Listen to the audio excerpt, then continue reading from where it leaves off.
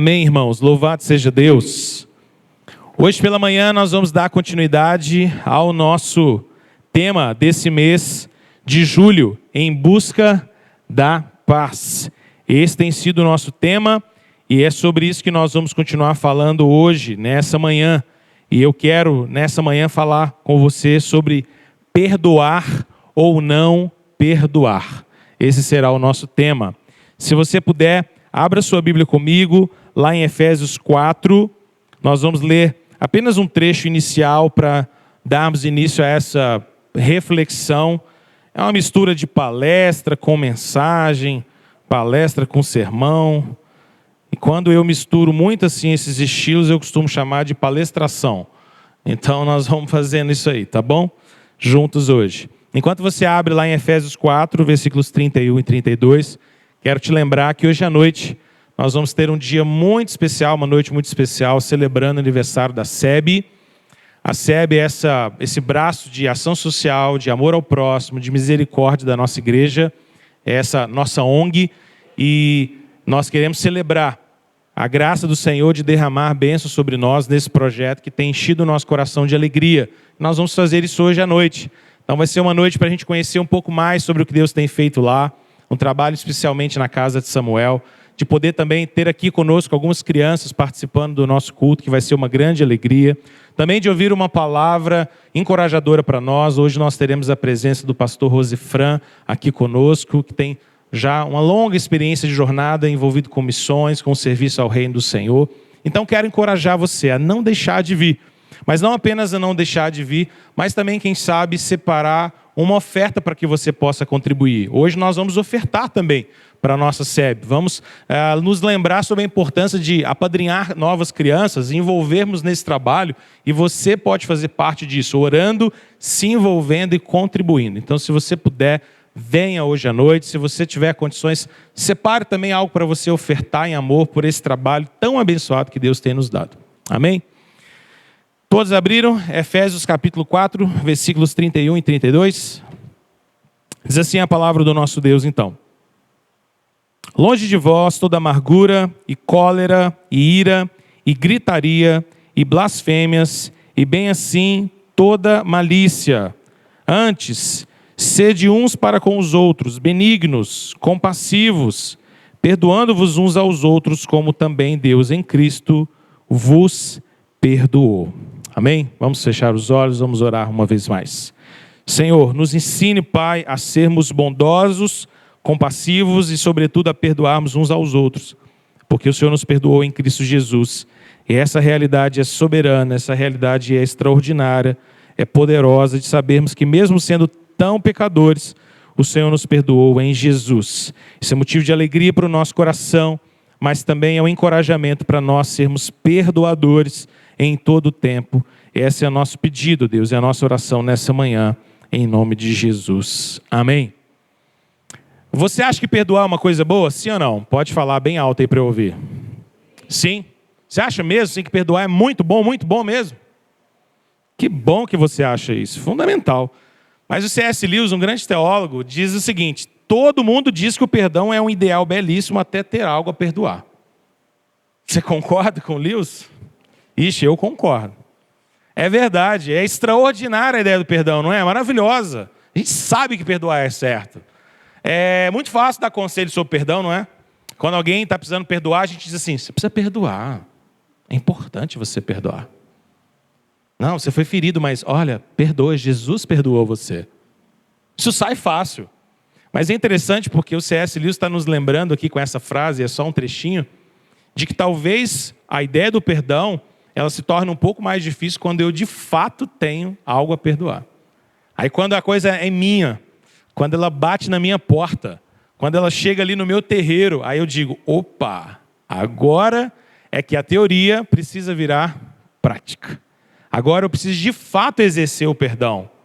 Óbvio que C.S. Lewis não está discordando de que o perdão é mais importante, sem dúvida nenhuma. Na sequência desse texto, ele até continua dizendo que, de todas as virtudes cristãs, sem dúvida nenhuma, essa é a mais importante, a mais essencial e a mais vital. Mas ele está nos lembrando que perdoar é algo que é sempre desafiador para nós, embora todos nós concordemos com até alguma facilidade de que o perdão é algo belíssimo, maravilhoso, lindo, maravilhoso até de se ver, não é? Talvez seja extraordinário, maravilhoso e encantador ver, por exemplo, alguém perdoando outra pessoa. O perdão se estabelecendo numa casa, num lar, num relacionamento. Mas muitas das vezes viver isso pode ser desafiador. O perdão, ele tem biblicamente duas realidades. Esse texto deixou isso claro para nós, não é? A primeira realidade que o perdão tem, a gente poderia chamar de uma realidade vertical do perdão. E a segunda, nós poderíamos chamar de uma realidade horizontal. O que eu quero dizer com isso? Por vertical, eu quero que você pense sobre o fato de que o perdão diz respeito ao perdão de Deus derramado sobre nós. Se você lembrar do texto que nós acabamos de ler, o texto diz: como também Deus em Cristo vos perdoou. É o final do versículo de número 32. Existe então uma verticalidade do perdão. O perdão com relação a Deus. O perdão que Ele derrama sobre nós.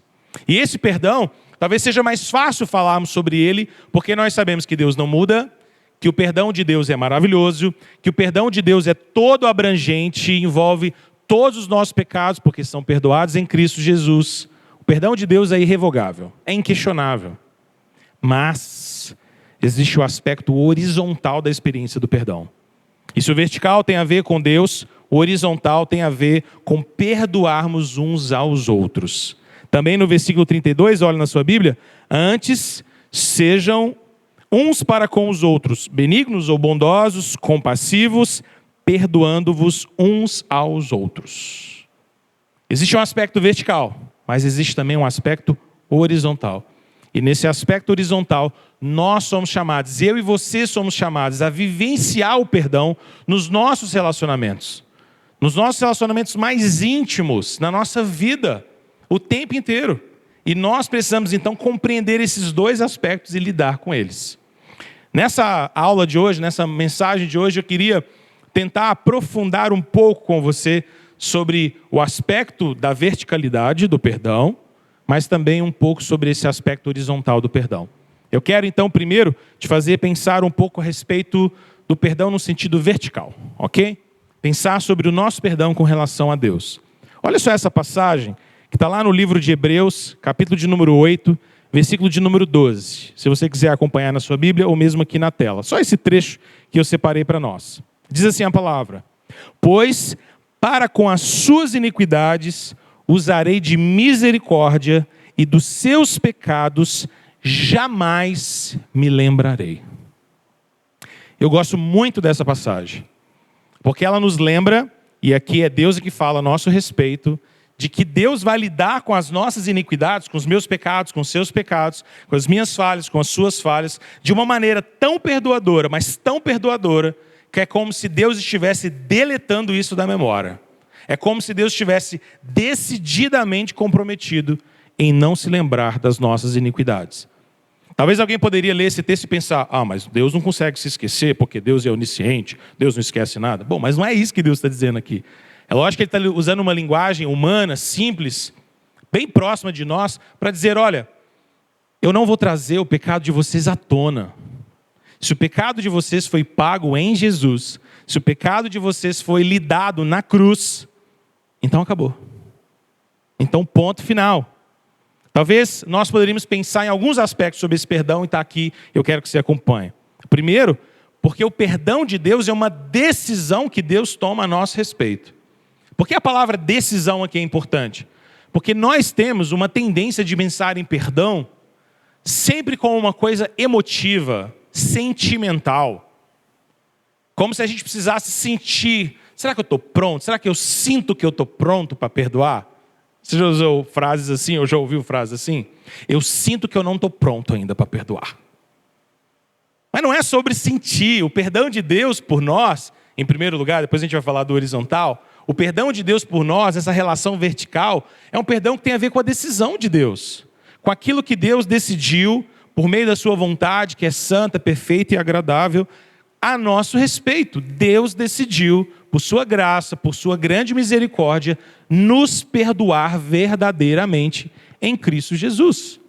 E essa decisão de Deus é pautada, ou fundamentada, ou estabelecida sobre a verdade de Deus, sobre o caráter de Deus, que não pode mudar. Não é um Deus que hoje nos perdoa e amanhã fala, peraí, eu acho que eu vou lembrar desses pecados aqui. Esses aqui eu perdoei, mas tem uns 2 aqui que eu não perdoo. Tem esse bocado aqui que a cruz de Cristo resolve, mas esses outros aqui, não, esse aí eu não vou aceitar. Não, é uma decisão de Deus a nosso respeito. Segundo, o perdão de Deus também faz parte do plano eterno de Deus.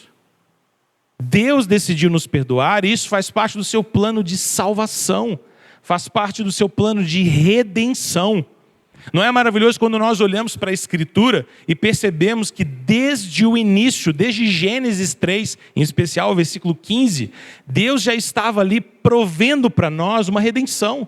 O pecado entrou no mundo e com o pecado a morte, como diz Romanos 5, mas Deus também nos deu vida. Deus também nos deu um caminho de vida. Havia um pacto de obras. Adão e Eva deveriam obedecer perfeitamente a Deus. Se eles desobedecessem, o que aconteceria? Morreriam. No dia que dela comerdes, certamente morrerás. Essa era a palavra vinculada a comer ou não comer da árvore do conhecimento do bem e do mal. Isso era uma estrutura de pacto, de aliança, de compromisso. O que Adão e Eva fizeram? Quebraram isso. Eles morreram imediatamente? Não morreram. Mas eles morreram em algum momento? Claro que morreram. O pecado entrou no mundo. E com o pecado a morte também, porque o salário do pecado é a morte. Mas a graça também entrou no mundo? Entrou.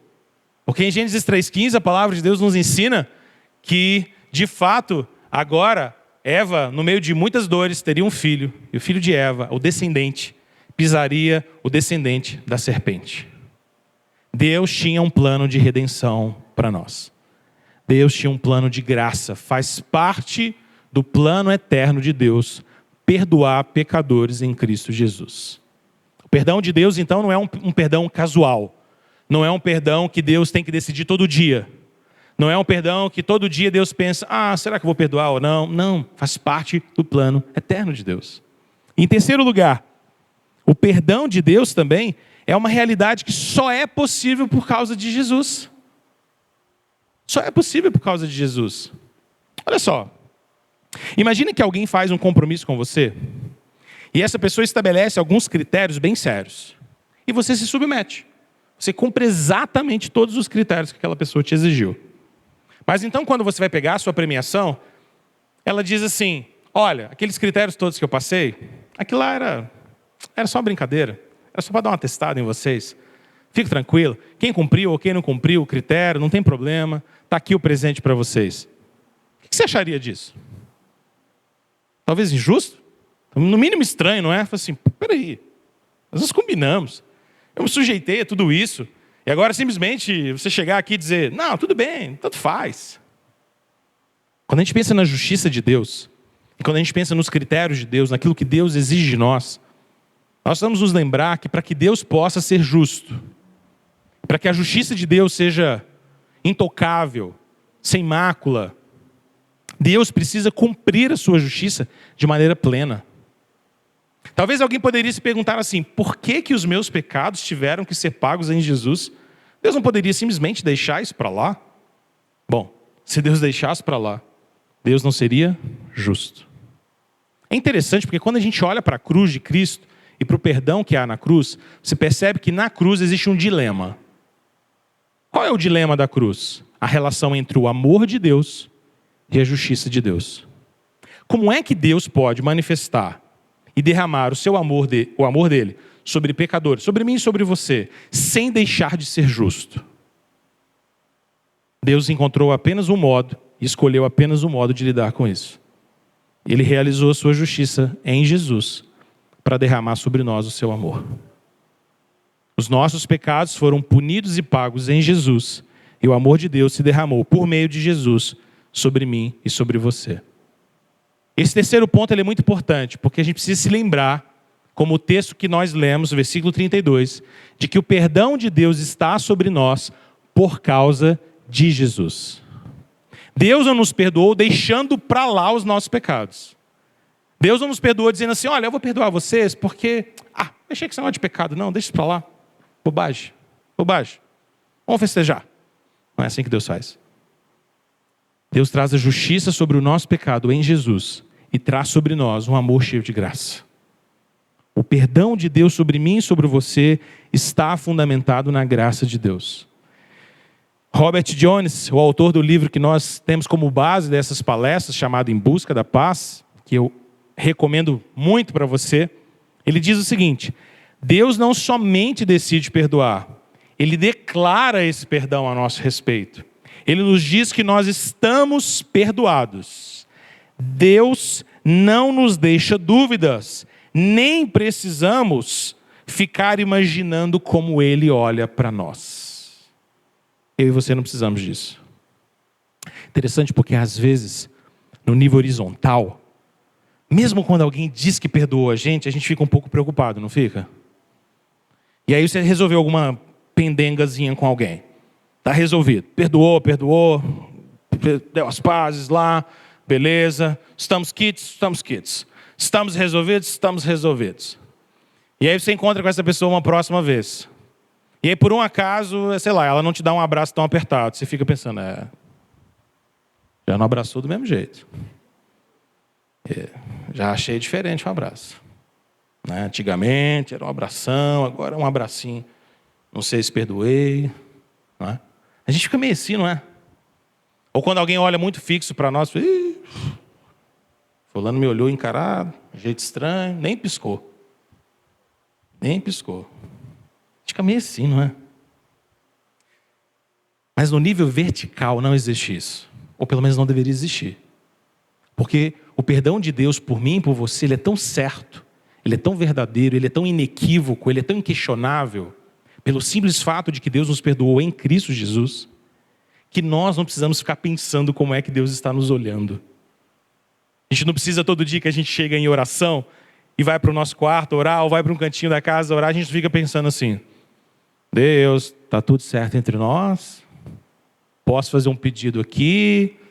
Você ainda está triste com aquele pecado de semana passada? Você não precisa disso, não é?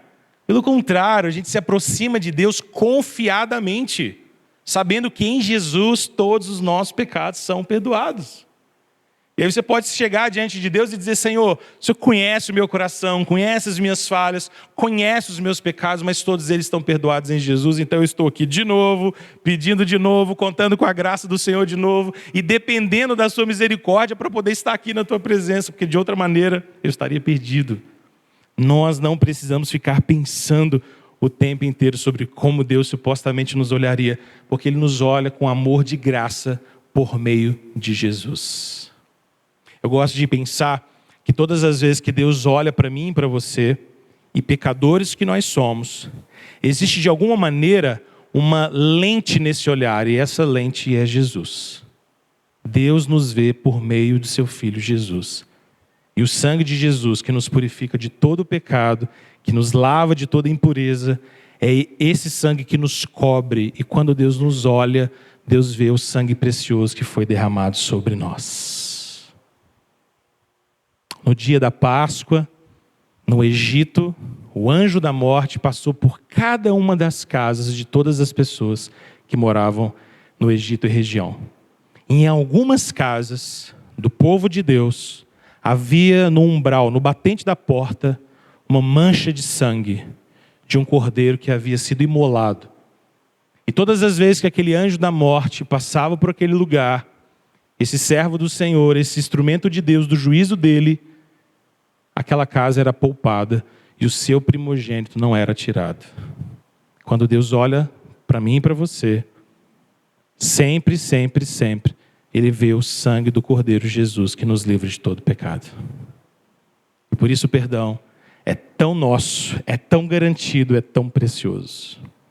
Eu gosto de pensar e quero te fazer pensar em dois aspectos, então, para a gente terminar a verticalidade e partir para o horizontal. Primeiro, que o perdão de Deus se firma na aliança de Deus por nós. Abra sua Bíblia comigo rapidamente, lá em Êxodo 2, versículo 23 e 24. Abra comigo e depois nós vamos voltar para a próxima tela. Êxodo 2, 23 e 24. Olha o que diz a palavra do Senhor aqui. Esse é o contexto do povo do Senhor no Egito, sofrendo por causa da dureza do seu coração também. E agora Deus usa Moisés como instrumento. E Deus vai chamar Moisés para que Moisés seja o seu instrumento para livrar o povo do Egito. E é bastante interessante o que os versículos 23 e 24 nos dizem. Diz assim: decorridos muitos dias, Êxodo 2, 23, morreu o rei do Egito. Os filhos de Israel gemiam sob a servidão, e por causa dela clamaram, e o seu clamor subiu a Deus. Agora preste bastante atenção no versículo 24. Ouvindo Deus o seu gemido, lembrou-se da sua aliança com Abraão, com Isaque e com Jacó. Por que eu estou lendo esse texto? Porque eu quero te fazer pensar sobre alguns aspectos importantes. Quando nós falamos sobre o amor de Deus perdoador, nós precisamos entender que o amor de Deus está firmado na sua aliança para com o seu povo. O povo sofria no Egito, debaixo de um faraó mau, perseguidor, duro. E então o povo clama, ora, pede ao Senhor graça, misericórdia, resgate. E o versículo 24 diz que o Senhor se lembra, ou traz à tona, ou traz à lembrança, aquele pacto, aquela aliança que ele havia feito com Abraão, Isaque e Jacó. O nosso Deus é um Deus de aliança. E o perdão de Deus está firmado na aliança que ele tem para com o seu povo. 3 aspectos que eu queria chamar a sua atenção nesse texto, pode colocar na tela para mim. Primeiro, Deus sempre vai se lembrar da sua aliança. É por isso que eu e você podemos pedir perdão ao Senhor, porque Ele não se esquece da sua aliança. Ele não esquece do pacto que Ele tem conosco.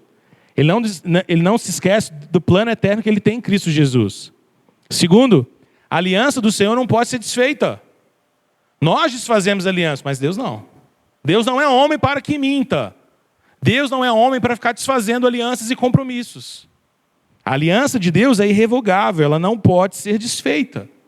E terceiro, a aliança do Senhor revela o seu amor para conosco. O povo sofria, o povo orou, Deus se lembrou da sua aliança, Deus enviou resgate. Nós sofremos, nós pecamos, nós falhamos, procuramos ao Senhor, Ele se lembra da sua aliança, Ele derrama perdão sobre nós. É assim que Deus lida conosco. Segundo lugar, o perdão de Deus se firma sempre em Jesus. Nós já falamos disso brevemente, mas eu queria apenas reforçar. O amor de Deus em Cristo Jesus tem a ver com o fato de que Ele castigou todos os nossos pecados em Jesus, não em nós. Tem a ver com o fato de que Ele cumpriu plenamente sua justiça santa em Jesus, não em nós. E tem a ver com o fato de que Ele nos deu perdão pela morte de Cristo na cruz. Bom, essa é a verticalidade do perdão. Garantido, perfeito, maravilhoso, irrevogável. Deus perdoou a mim e a você em Cristo Jesus. E esse perdão é nosso. Mas agora, e o horizontal? Porque C.S. Lewis disse, a gente viu no início, que o perdão é belíssimo até que nós tenhamos alguém para perdoar. Eu quero te falar então sobre aprender a perdoar. Quando nós vamos falar sobre aprender a perdoar, há pelo menos 2 níveis que são importantes nós entendermos. O primeiro nível, nós poderíamos chamar do perdão em nossas atitudes, na nossa disposição e no nosso coração. Porque o perdão não começa quando nós puxamos conversa com alguém para restaurar relacionamentos. O perdão começa dentro de nós. O perdão começa lidando com as atitudes, com a disposição do meu coração, com o meu próprio coração. Se eu não lidar com isso, vai ser difícil perdoar. O texto que nós lemos lá em Efésios, lembra? Ele começava dizendo, longe de vós toda amargura, longe de vós, no lugar, bondade, compaixão. Por quê? É antes de tudo um problema do coração. Mas o segundo nível do perdão, agora diz respeito sim, a um perdão decidido, concedido e ligado aos nossos relacionamentos. Porque às vezes não adianta só tratar isso no nosso coração, às vezes eu preciso tratar isso com o outro. Tem vezes que você lida com problemas, como por exemplo, alguém pisa na bola com você, que você não tem nada que consertar no relacionamento, não é? O problema é só seu. A outra pessoa nem está ciente disso. Ela nem percebeu. Não, para ela não te fez nada de mal, ela não disse nada de estranho. Mas você está com um problemaço no seu coração. Esse é o primeiro nível. E quando a gente está lidando só com o primeiro nível, então nós precisamos simplesmente resolver isso diante de Deus. Não é? Quando nós decidimos falar isso com as outras pessoas, pode até ser estranho. Talvez você já teve experiência assim? De você insistir que você tem que falar algo com alguém, quando você conta para a pessoa fala, sério que você estava pensando isso? Meu Deus, você está sofrendo há quanto tempo? Eu nem sabia que eu tinha falado isso. Falei isso mesmo? Você falou. Você falou. Você falou e falou com gosto. Eu não estou nem lembrando que eu falei, irmão. Misericórdia. Me perdoa, então. A pessoa toma até um susto. Porque ela não sabe nem o que ela fez. Mas você está lá, guardado com aquele negócio no coração. Aí você pergunta, é o pior quando a pessoa te pergunta assim, quanto tempo sem isso? Você fala assim, isso foi em 2002. A pessoa fala, 2002? Você nem só estava vivo. Tem gente que estava nem nascido naquela época. Pera aí, meu filho. Tem 20 anos aguardando esse negócio no coração. Mas isso me machucou. Jesus, trata essa pessoa. Não, gente, tem vezes que a gente precisa lidar com isso rápido e só diante de Deus. Não envolve o segundo nível. Mas às vezes envolve. Às vezes o relacionamento fica tão truncado, tão ferido, o relacionamento fica tão quebrado, que aí sim o segundo nível entra em ação. Eu preciso procurar essa pessoa. Porque eu percebo que não apenas eu estou lidando com isso, mas ela também. E o relacionamento já não é mais o mesmo. As coisas não estão tão legais mais. A gente já não consegue conversar do mesmo jeito, lidar do mesmo jeito, estar no mesmo ambiente do mesmo jeito. Não dá. Não é? Bom, como é que a gente lida com isso? Eu reservei aqui, a partir do nosso livro, 3 pontos que eu acho fundamentais para nós. O primeiro deles, guarde aí, se você puder anotar, anote. Nós precisamos entender que a atitude de perdão envolve não julgar mais e confiar em Deus. E aqui a gente está lidando com o primeiro nível do perdão. Não é sobre falar com ninguém. É sobre confiar no Senhor. E sobre decidir não julgar mais. Porque muitas das vezes, alguém pisa na bola com a gente, ou nós entendemos que alguém pisou e nós continuamos mastigando aquela amargura no nosso coração. Julgando outras pessoas, lidando com elas de uma maneira crítica, não é? E é interessante porque quando os nossos olhos estão embotados, quando os nossos olhos estão entristecidos, todo o resto fica também. Lembra do texto que nós lemos? Longe de vós toda amargura. Mas Jesus também nos lembra, e eu trouxe um texto aqui para você, lá em Lucas 6, 36 e 37, o seguinte: sede misericordiosos, como também misericordioso é o vosso Pai. Não julgueis e não sereis julgados. Não condeneis e não sereis condenados. Perdoai e sereis perdoados. Jesus está nos alertando o fato de que se eu estou perdoando alguém, eu preciso confiar no Senhor e parar de julgar. Porque se eu não parar de julgar, eu não vou deixar de ver as coisas sempre como uma coisa má, sempre como uma coisa ruim. Eu vou ficar sempre endurecido no meu coração, sempre enxergando tudo de uma maneira amarga, dolorosa. Quando a gente está com o nosso coração endurecido com alguém, não há nada que essa pessoa faça que para nós pareça bom. Já percebeu? Você está bravo com a pessoa, você está, sei lá, meio com raiva dela. A pessoa vem te dar um copo de água. Eu trouxe um copo de água para você, eu vi que você estava com sede. Você pega o copo. Eu só vou beber não. Aqui tem um veneno aqui. Não é? Talvez você não pense isso assim conscientemente, mas você fica meio travado ali. O que essa pessoa quer com essa água? Não é? O que essa pessoa quer com essa água? O que ela quer de mim? Não é? A gente enxerga tudo meio assim, a gente fica meio com nossos olhos e a nossa percepção embotada pelo pecado, ou pela dureza de não perdoar alguém. O primeiro ponto que eu queria então chamar a sua atenção é para isso. No primeiro nível, o nível que está dentro do nosso coração, eu preciso lidar com o perdão, jogando fora a amargura, confiando no Senhor e parando de julgar. Parando de o tempo inteiro, sabe? Ficar tentando argumentar mentalmente, julgar, tentar de as maneiras as mais diversas encontrar erro naquela pessoa que supostamente falhou comigo. Eu preciso tirar isso do meu coração. Irmãos, você já percebeu que quando nós não perdoamos, nós limitamos a nossa vida? Limitamos a nossa vida de maneira sentimental, porque só conseguimos sentir aquilo. Limitamos a nossa vida até de maneira geográfica. Já percebeu? Tem um cafezão na escola dominical, por exemplo, e você está embirrado com alguém na igreja. E aí você chega e a pessoa está exatamente no seu grupinho de amigos. Você fala, hoje não vai dar para conversar com o pessoal. Aí você já tem que ficar na ala oeste, porque a ala leste está contaminada. Não vai funcionar a sua vida desse jeito. Você se limita, você se poda em todos os aspectos. Por quê? Porque a amargura está no seu coração. E o mais interessante, porque nesse primeiro nível a pessoa nem sabe. Nem sabe. Aí ela dá uma gargalhada lá no grupinho que era seu por origem, aí você pensa, está falando de quem? Está rindo de mim, miserável. Olhou para mim rindo, pastor. Rindo. O que isso quer dizer, pastor? Quer dizer que ela é alegre só. Provavelmente ela nem está falando de você. Às vezes a gente se julga tão importante, né? A gente tem mania de pensar que todo mundo está pensando na gente todo dia. Não é? Você faz um negócio e fala, toda a igreja de pés deve estar dormindo agora pensando, miserável o pastor Felipe. Não tem ninguém pensando em você. E se pensou tão rápido e deixou para lá, como você pensa sobre as pessoas também. E mesmo se tiver, talvez, dito alguma coisa crítica, aquilo foi tão momentâneo e já ficou no esquecimento. Ninguém está lá o dia inteiro pensando, como destruir a vida dele. A não ser Satanás, mas ele já está vencido em Jesus, nosso problema está resolvido.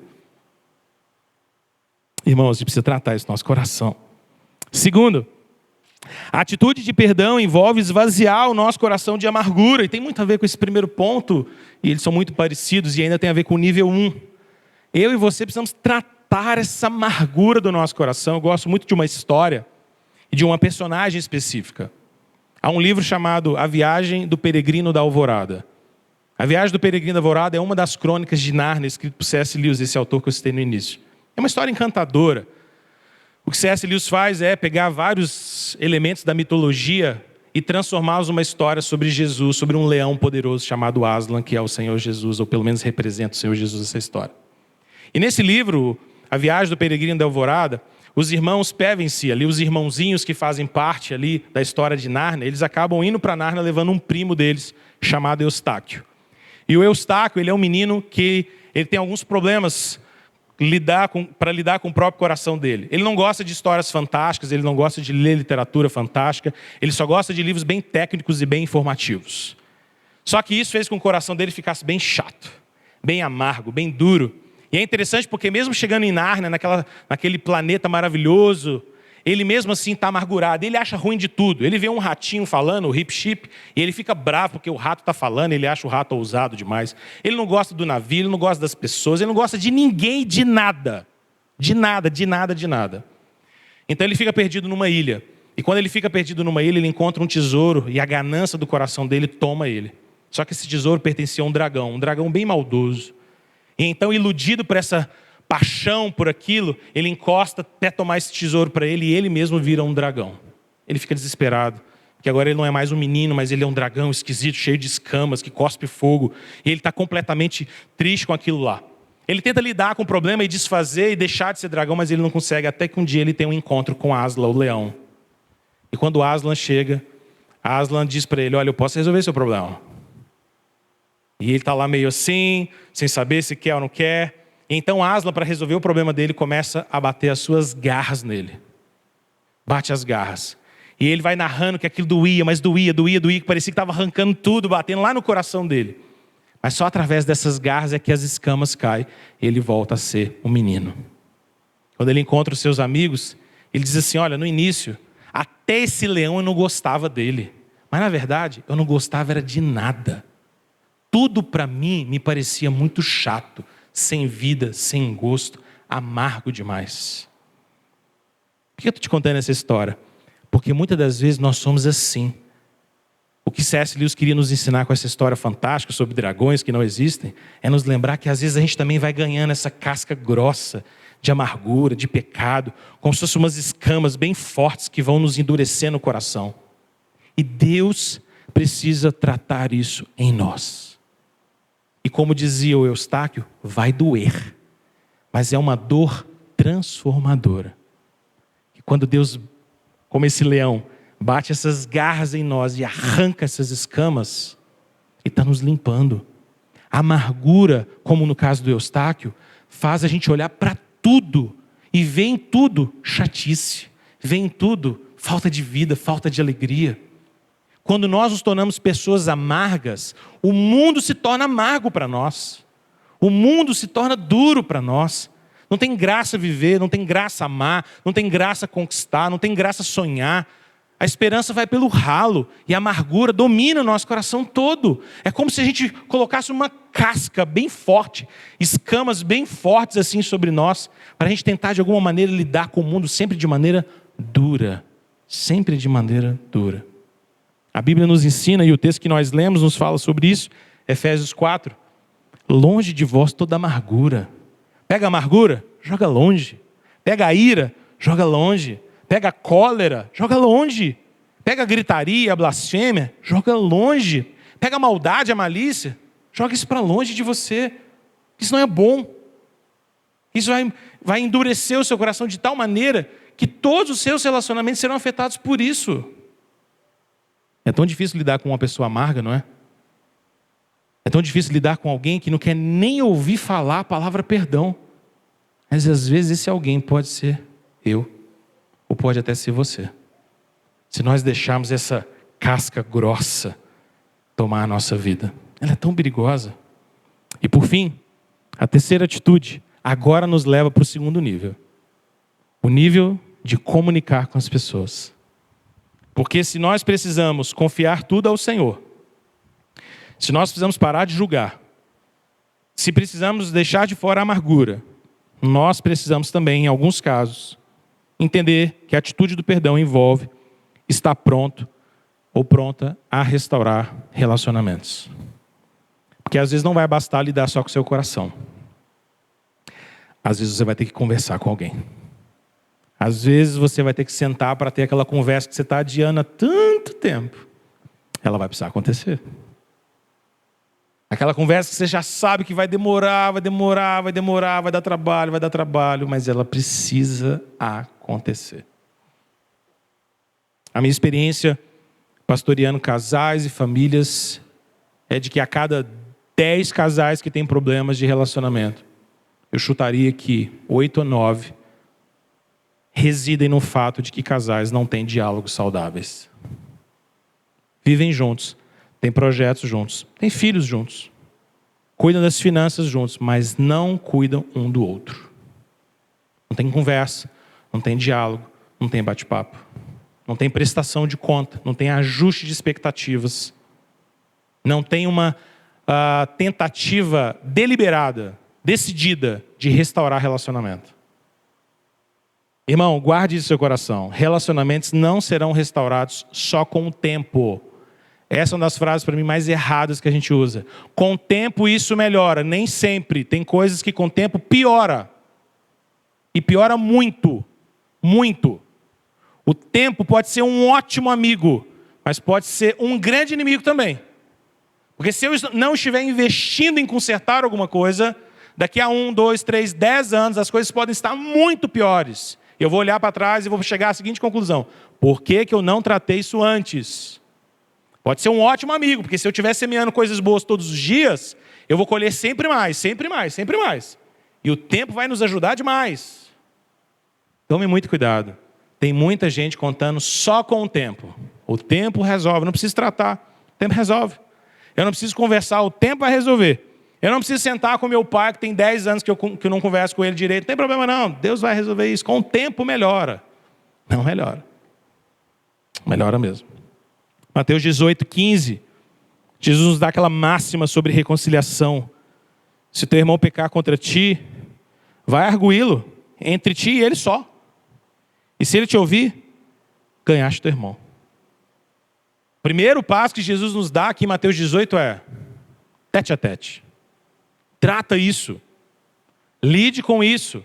Lembra, esse é o segundo nível.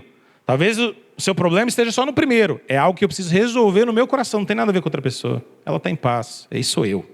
Mas se não for, Então você precisa entrar no segundo nível. E o segundo nível tem a ver com: vamos conversar? Eu preciso conversar com você. Eu estou vendo que não está legal o nosso relacionamento. Eu estou vendo que as coisas já não são mais da mesma maneira. Vamos bater um papo? Vamos conversar sobre isso, vamos tratar a respeito disso. Irmãos, como eu disse no início a respeito do amor de Deus, o nosso perdão também precisa ser uma decisão. Você não pode sentir que está na hora de conversar. Você precisa decidir conversar. Decidir. Eu preciso lidar com esse problema. Então vamos escolher um horário, vamos marcar a prosa, vamos orar antes, sentar e tratar. Eu preciso lidar com isso. Então eu queria que nessa manhã você guardasse essas verdades no seu coração. Existe uma verticalidade do amor e do perdão. E esse é o perdão e o amor de Deus por mim e por você. Nada pode mudá-lo. Ele é a base do nosso perdão. Como diz Efésios 4:32, perdoamos porque Ele nos perdoou em Cristo Jesus. Mas existe uma horizontalidade do nosso perdão. E tem a ver, primeiro, deixarmos de julgar, confiarmos em Deus, jogarmos as escamas da amargura fora, mas também envolve uma atitude de reconciliação. E eu preciso buscar isso na minha vida. Vamos orar por esse motivo? Como na semana passada, eu queria de novo hoje chamar você a orar comigo, trazendo à sua memória, talvez algo no seu coração, nível 1, ou nos seus relacionamentos, nível 2, em que você precise tratar. Talvez é só algo de amargura no seu coração que você precisa jogar fora. Você podia colocar diante do Senhor: Deus, trata essa amargura no meu coração, isso não está me fazendo bem. Está me afastando do Senhor, das pessoas que eu amo. Mas talvez seja um caso de um relacionamento que você sabe que você está demorando para ter aquela conversa. Peça ao Senhor agora em oração: Deus, me capacite a pegar meu telefone, tomar coragem e marcar essa conversa. Vamos orar por isso? Senhor, o Senhor conhece todos os nossos tropeços e dificuldades. Deus, nós sabemos que viver nesse mundo muitas das vezes vai nos colocar diante de grandes conflitos. Isso faz parte da nossa vida, faz parte da nossa vida adulta. Basta começarmos a enfrentar de maneira mais madura algumas coisas, os conflitos todos aparecem ali. E com alguma frequência, Senhor, talvez mais do que a gente queria, nós precisamos experimentar relacionamentos quebrados, amarguras que insistem em se alojar no nosso coração. Por isso nós te pedimos, Deus, nessa manhã, capacita-nos. Nos dê a tua graça, Deus, de confiarmos no juízo do Senhor, deixarmos de lado toda cólera, toda amargura, toda ira, toda dureza de coração, em nome de Jesus. Mas nos capacite também, ó Deus, a resolver conflitos. Quando percebemos, ó Deus, que relacionamentos estão quebrados, que existe ali uma fratura gerada pelo pecado, por erros, ó Deus, nos ajude a tratar e lidar com cada um deles. A procurarmos pessoas que amamos, pessoas que estão ao nosso redor, com quem convivemos, seja na igreja, na família, no trabalho, onde for. E tratar, lidar com isso. Para que relacionamentos sejam moldados pela tua misericórdia, pela tua graça. Capacita-nos, ó Deus. Nós queremos viver em busca da paz. Em busca da paz. No que depender de nós. Temos paz com todos, para a honra e glória do teu santo e bendito nome. Nós te louvamos e te bendizemos, Pai. Amém. Amém. Queridos, nós chegamos ao final dessa manhã juntos aqui. Eu quero apenas lembrar você que hoje à noite, então, nós teremos nosso culto da SEB, que na semana que vem continuamos nossa sequência de mensagens sobre Em Busca da Paz, e também vai ser a segunda etapa da nossa EBF, não é isso, Du?